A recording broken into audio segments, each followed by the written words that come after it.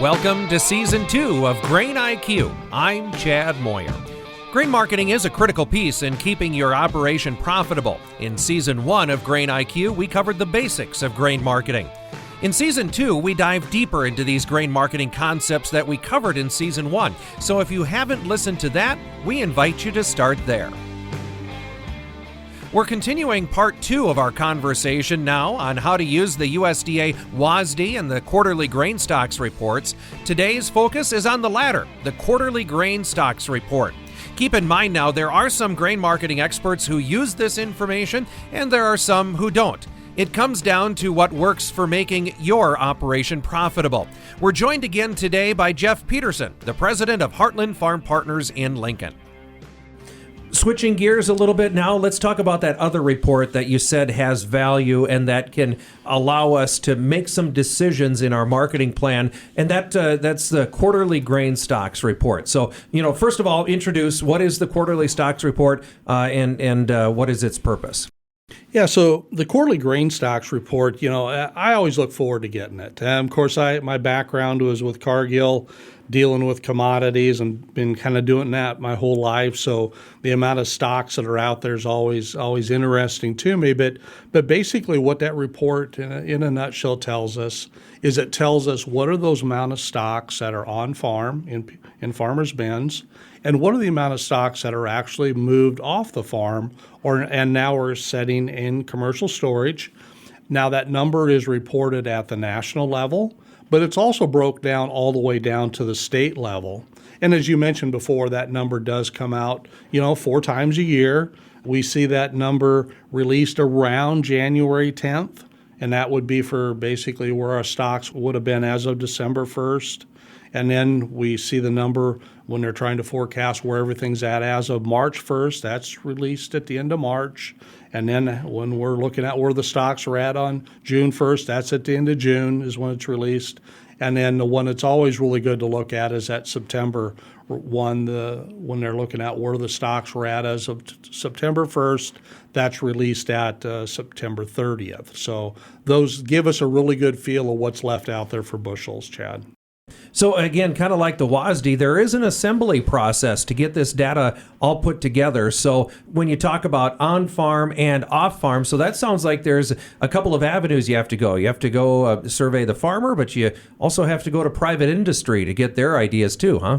Yeah, you really do. And that's really, if you look at this report, the agency that's putting together is the National Ag Statistics Service at both the state and the national level. And you hit it perfectly. There's a farmer survey portion. And what they're going to do is that basically anybody out there that's involved in any of your government programs, they have an equal chance of being selected. So they may be selected, they may be sent a form. And here's something that I'd encourage is that I know this day and age, it's always, none of us like to fill out information. But really, this information is for our benefit.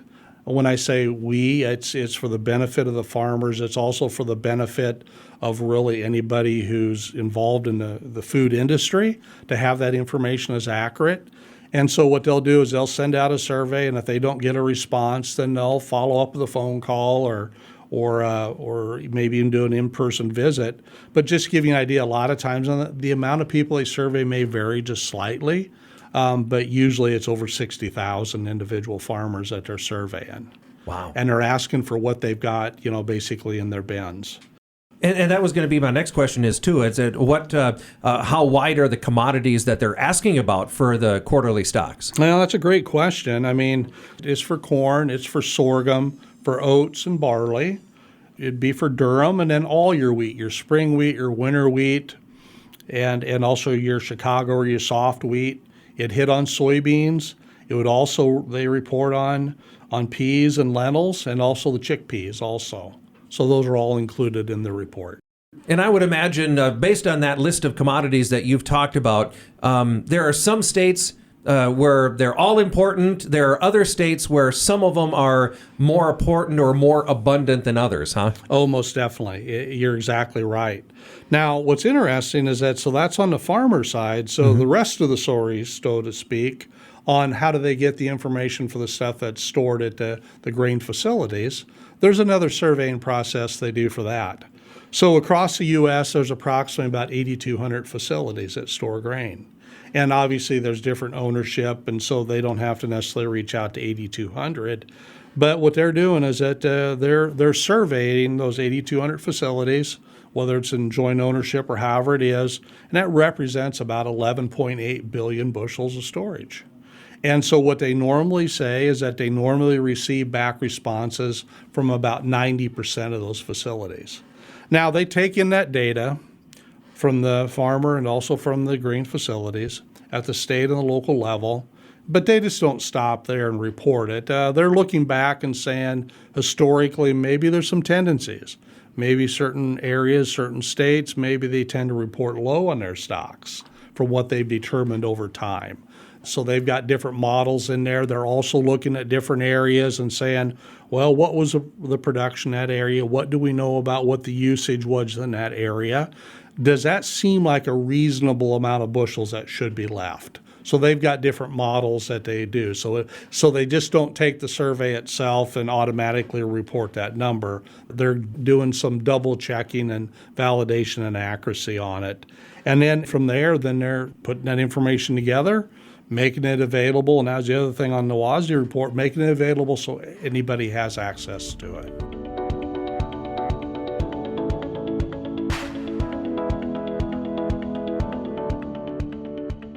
8,200 facilities, that would be the off-farm storage. That encompasses all business types, right? Cooperatives, sole proprietors, LLCs, large corporations. That's all a part of that, right? That would be all part of it. Anybody who would be approved to be a store individual who could store grain.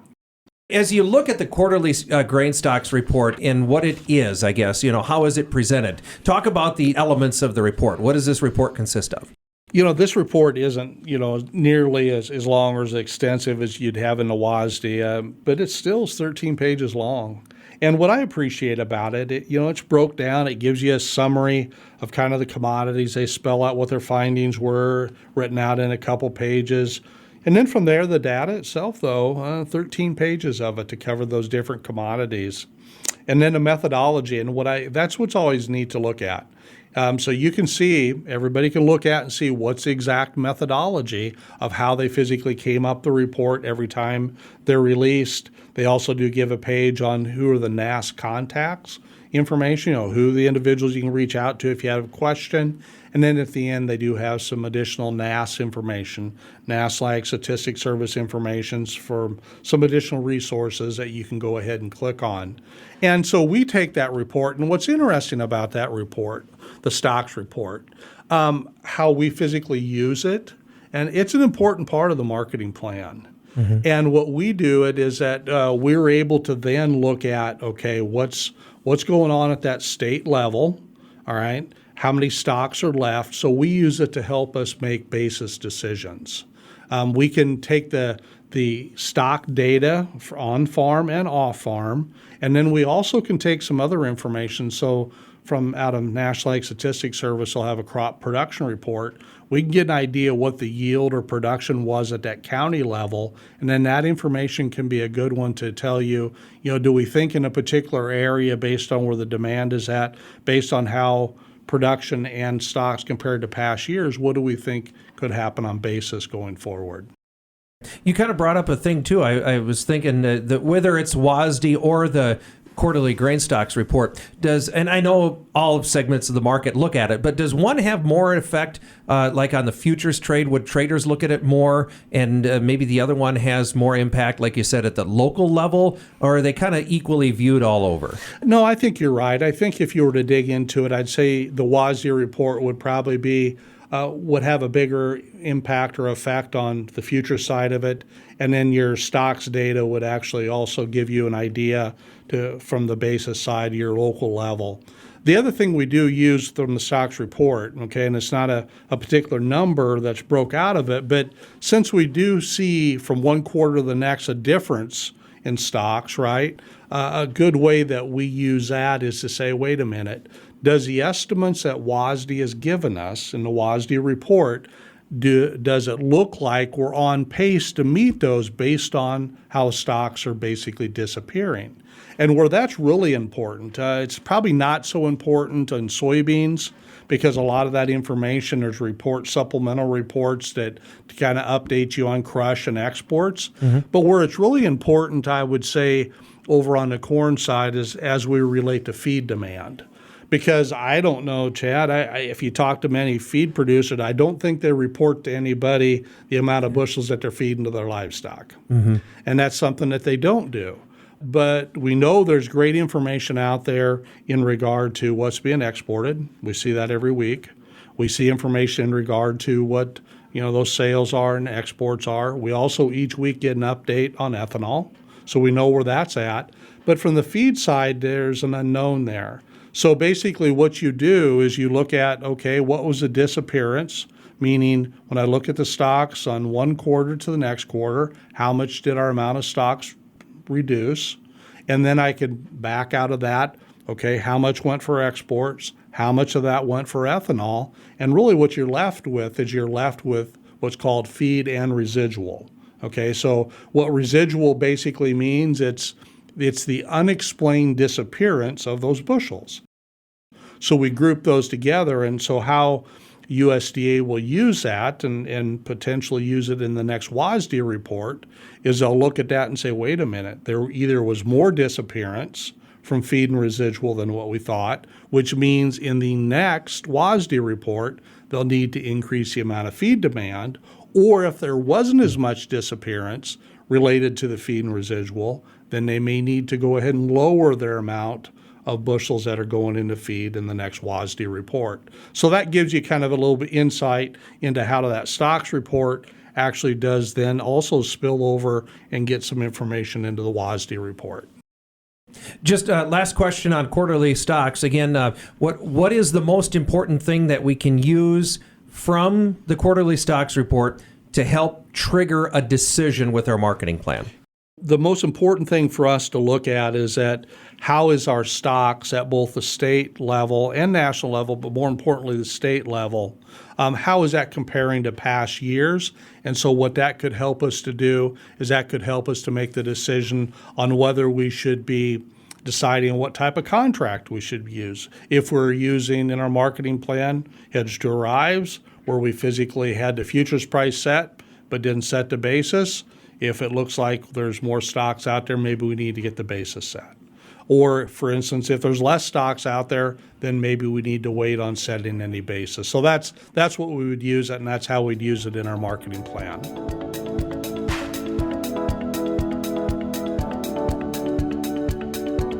Jeff, I'm going to have you define a couple of terms for us here today. And just, off the top of your head, when somebody says to you, define the carry in the futures market, how do you define the carry? Yeah, so as I define the carry, what I'm looking at is that first thing that comes to mind is in the futures market, or and traded on Chicago Board of Trade, what we're looking at is the difference between two of the futures months. So for instance, if I'm looking at the amount of carry between December and March, December and the next month, March, I would take the March price minus the December price. So you always take your furthest out month that you're looking at, you subtract off what your nearby is, and that difference is going to tell you the amount of carry that's in the market. And that carry can be positive and negative, right? Depending on the situation? Most definitely, that can be positive or negative. Yeah, and that's part of the next one is define an inverse carry or an inverse market. Yeah, an inverted market in that particular situation, as you're looking at the futures price, so we're talking, because we can talk about inverted futures, we can talk about inverted cash, but when we're talking about the inverted, basically the month that's closest to you on the futures market is higher than price than one that's further out in time. Okay, and you said that can go for both futures and cash, right? So when we're calculating our basis and doing a local bid, that's a definition that we need to know too, right? Yeah, it is. And it tells a story. I mean, whether you've got carry in the market or whether you physically have got something that's inverted, the story that it's telling us is it's telling us when basically the market wants the grain. So if you've got a carry in the market where prices in the future are higher, in essence what it's saying, you know what, we want your grain, but why don't you hold on to it for a little bit and bring it to us later? But if you've got a situation where the supply is a lot tighter, that's where you could have an inverted cash and an inverted futures market. And basically that's telling us, bring me these bushels now because I want them now. Now that doesn't necessarily mean the price won't be higher down the road at some time, but that's the signal that the market's sending at that time. As he's describing that, I'm thinking of Top Gun. Started up on his 6 when he pulled through the clouds, and then I moved in above him. Well, if you were directly above him, how could you see him? Because I was inverted. I was inverted. There's two sides to the futures market. There's the people that look at the fundamentals solely, and there's the people that look at the technicals solely. Define what are the fundamentals. Yeah, fundamentals by definition would be basically anything that has to do with the supply and demand of the crop. Okay, and then what are the technicals in a futures market? Yeah, the technicals, what we refer to there is that we're saying, what are the different, what's it look like on a chart? So we're displaying that data graphically. And then from there, we're also can take that data that we have and we can put mathematical calculations or do math with it. And we can come up with, as a result of that, a different types of technical indicators. And it's just a way that we're physically able to analyze just the price data itself. All right, so on one side, you're looking at physical commodity. The other one, you're looking at the action of what's actually happening in the market. And exactly, we're looking at what the actual prices are and doing calculations on those. Again, that's Jeff Peterson, president of Heartland Farm Partners in Lincoln. This is Grain IQ. I'm Chad Moyer. Grain IQ is a production of the Nebraska Rural Radio Association with support from the Nebraska Soybean Board. It is brought to you in part by Nebraska Soybean Farmers and their checkoff. Grain IQ is hosted by Chad Moyer and produced by Rebel Saklocha. It is written and edited by Alex Wojcicki. Our project manager is Bryce Duskett. You can listen to Grain IQ on Spotify, Apple Podcasts, or online at ruralradionetwork.com.